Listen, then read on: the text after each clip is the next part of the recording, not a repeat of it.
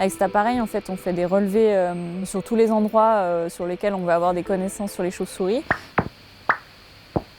Cette orthophoto de nuit qui a été réalisée en 2013, qui pour nous est très utile pour étudier les chauves-souris parce qu'en fait, grâce à ça, on va pouvoir identifier les corridors noirs, donc que certaines chauves-souris empruntent pour se déplacer et pour chasser. Et du coup, avec cette carte, on va pouvoir analyser plus finement le territoire et savoir, suivant les espèces qu'on cherche à protéger, donc ces espèces qui sont rares, on sait nous où elles se trouvent et grâce à cette carte, on va pouvoir identifier quelle zone il faudrait de préférence éteindre ou dans quelle zone il faut limiter l'éclairage.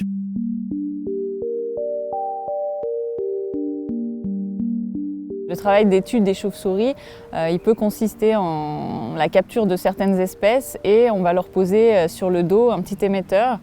Et en fait, grâce à ces suivis télémétriques, on arrive à identifier les routes de vol des chauves-souris, donc on sait exactement où elles passent. Et en fait, on peut mettre en parallèle ces données qu'on a acquises avec l'orthophoto de nuit. Donc c'est une information complémentaire qui nous permet aussi d'avoir des arguments pour maintenir les structures végétalisées et aussi limiter l'éclairage dans les zones où elles se déplacent et où elles chassent.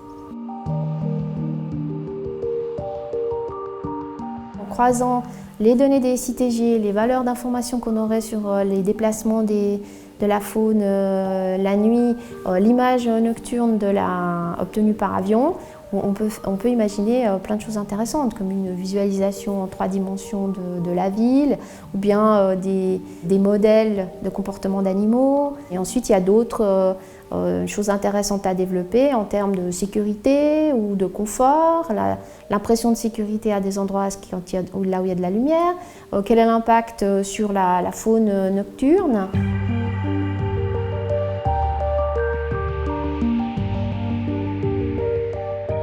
Alors notre but ici, c'est de développer les énergies renouvelables et faire baisser la consommation énergétique. Le cadastre solaire, c'est la cartographie du potentiel de la ressource énergétique solaire en fait. L'idée de départ, c'était de se dire, on sait qu'on peut utiliser le solaire pour l'énergie, mais quel est son potentiel et comment est-il distribué sur le canton et sur chaque toiture? On voulait pouvoir dire de façon précise sur chaque toiture quel est le potentiel qu'on a réellement. Là, par exemple, on voit sur cette villa, on voit son toit orienté au sud qui présente un potentiel très favorable pour les panneaux solaires. Le cadastre solaire nous a aussi permis de mettre en évidence qu'il y a beaucoup de parkings qui représentent de très bonnes zones, de très bons potentiels. Effectivement, on pourrait mettre des couverts pour des structures très légères qui permettent de protéger les voitures tout en produisant de l'électricité. Le cadastre solaire, on va continuer d'investiguer, notamment en termes de façade. On pourrait imaginer aussi des applications plus peut-être grand public, de façon à pouvoir se balader dans la rue et pouvoir, avec la réalité augmentée, voir les consommations, le type d'agent énergétique qu'utilise chaque bâtiment, le type de chaudière. Il y a notamment aussi d'autres types d'installations, et les installations de production de froid, donc la climatisation, qui nous intéresse beaucoup car elle est très énergivore. Je crois qu'il y a un énorme potentiel du point de vue énergétique et d'énergie sur le territoire à développer. On sent qu'il y a beaucoup d'informations, il y a beaucoup de potentiel. Je dirais que maintenant, l'enjeu, c'est carrément de choisir par quoi on commence.